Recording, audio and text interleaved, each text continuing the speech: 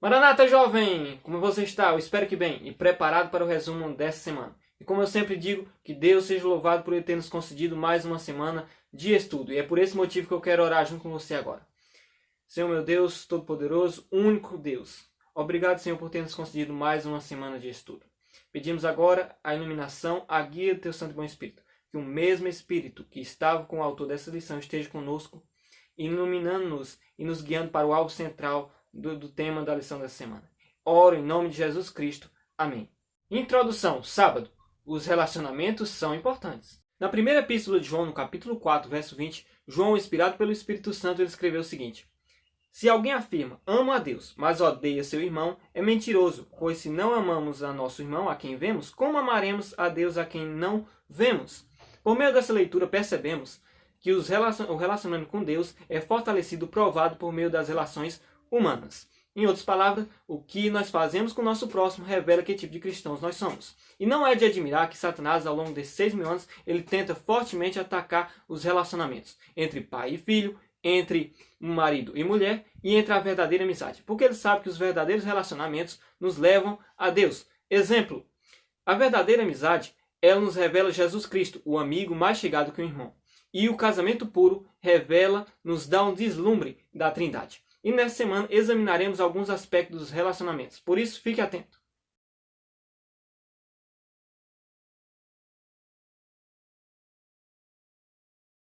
Ação. Domingo. Eu gostaria de ler com você agora, neste momento, os versos onde a lição está fundamentada. E eles se encontram em 1 Coríntios capítulo 7, verso 1 a 16. Mas eu gostaria de ler com você apenas os versos 3 até o verso 9. O verso 3 inicia dizendo o seguinte: O marido deve satisfazer as necessidades conjugais de sua esposa, e a esposa deve fazer o mesmo por seu marido.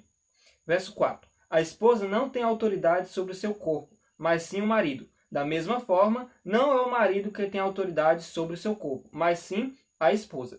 Verso 5. Não privem um ao outro de terem relações, a menos que ambos concordem em abster-se da intimidade sexual por um certo tempo, a fim de se dedicar de modo mais pleno à oração. Depois disto, unam-se novamente, para que Satanás não os tente por causa de sua falta de domínio próprio. Verso 6. Digo isso com concessão e não como um mandamento. Verso 7. Gostaria que todos fossem como eu, mas cada um tem o seu próprio dom, concedido por Deus. Um tem este tipo de dom, o outro tem aquele. Verso 8. Portanto, digo aos solteiros e às viúvas, é melhor que permaneçam como eu. Verso 9. Mas se não conseguirem se controlar, devem se casar. É melhor se casar que arder em desejo. Amém. Compreensão segunda. Relacionamentos conflitantes. Em sua primeira carta à Igreja de Corinto, Paulo tentou responder perguntas e dúvidas dos irmãos. A Bíblia não contém o conteúdo dessa carta, ou o tema principal. Mas o que nós podemos perceber por meio das respostas de Paulo é que os temas principais abordados eram relacionamento conjugal, casamento e sexualidade. Quando muitos habitantes da cidade de Corinto se converteram ao cristianismo, também surgiu lares divididos. E com isso surgiu a seguinte dúvida: deve a parte crente permanecer casada com a parte descrente? Paulo respondeu que sim, se ambos consentirem, é claro. A parte crente deveria ficar e testemunhar e evangelizar no lar. E ele também deu conselhos às pessoas solteiras, dizendo que não se relacionassem com pessoas que não compartilhavam da mesma fé, senão eles estariam se pondo em julgo desigual. E ambas as partes crentes, se estivessem vivendo em conflito, a parte crente mais espiritual deveria fortalecer a parte do cônjuge menos fortalecida espiritualmente, e ambos assim crescerem juntos. Interpretação terça, expressão de amor. Ao instruir os casados a não se privarem um do outro, Paulo estava assegurando que a vida sexual faz parte de um relacionamento matrimonial saudável. Não importa se os filmes, as novelas, os livros, as revistas insinuem que o sexo antes do casamento é normal. Porque de acordo com a verdadeira base bíblica, o sexo foi feito para ser feito dentro do casamento. Antes disso, você deve se manter puro. E depois do casamento também se manter puro. Mas como? Antes do casamento não ter relação sexual. E depois do casamento não cometer adultério. O sexo antes do casamento ou fora do casamento, ele é uma arma perigosíssima nas mãos do inimigo. E Satanás tenta de tudo para derrubar, destruir essa pureza. Porque ele sabe que fazendo isso, ele está abrindo caminho para vários outros relacionamentos mal-sucedidos ou até mesmo para infelicidades depois do casamento.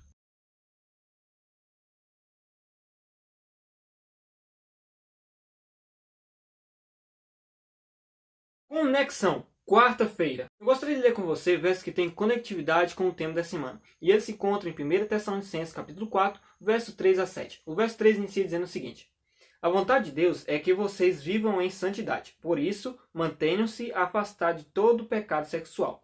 Cada um deve aprender a controlar o próprio corpo e assim viver em santidade e honra. Verso 5. Não em paixões sensuais, como os gentios que não conhecem a Deus. Verso 6. Nesse assunto, não prejudiquem nem enganem um irmão, pois o Senhor punirá todas essas práticas, como já os advertimos solenemente. Verso 7. Pois Deus nos chamou para uma vida santa e não impura. Eu gostaria de indicar para você também Neemias capítulo 13, verso 26, Provérbios capítulo 19, verso 14, 1 Pedro capítulo 3, verso 1, e também 1 Coríntios capítulo 6, verso 18, e por fim um livro. E esse livro é o livro de Cântico dos Cânticos de Salomão. Ele está entre Eclesiastes e Isaías. Dá uma olhadinha lá, tá bom? Aplicação quinta, relacionamento divino. Depois da entrada do pecado no mundo, houve um rompimento entre a relação de Deus com a humanidade. E muitas das vezes nós nos afastamos tanto de Deus e até mesmo das pessoas ao nosso redor. Somos rejeitados, traídos e às vezes nos decepcionamos com as outras pessoas. Mas Deus prova seu amor supremo, enviando seu Filho amado para se sacrificar, viver e morrer por nós.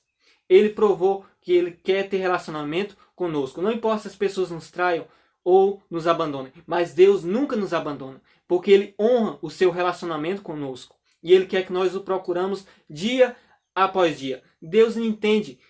De acordo com o Salmo 139, Deus lhe conhece muito bem, porque Ele já lhe conhecia muito antes de você nascer. Isso é maravilhoso. Então, não há outro ser neste planeta que o conheça tão bem quanto o próprio Deus. Por isso, busque em relacionamento santo e divino.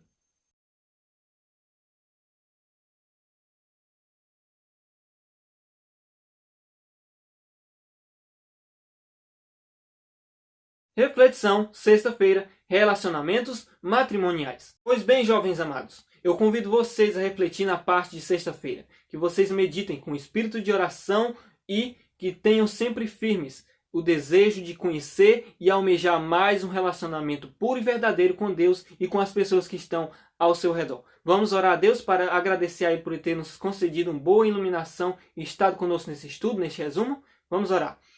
Deus Todo-Poderoso, Deus de amor, Deus de toda graça. Obrigado, Senhor, por sempre estar conosco. Apesar das pessoas nos rejeitarem, as pessoas nos traírem muitas das vezes, mas o Senhor sempre está firme em seu relacionamento conosco, nunca rompendo com esse pacto.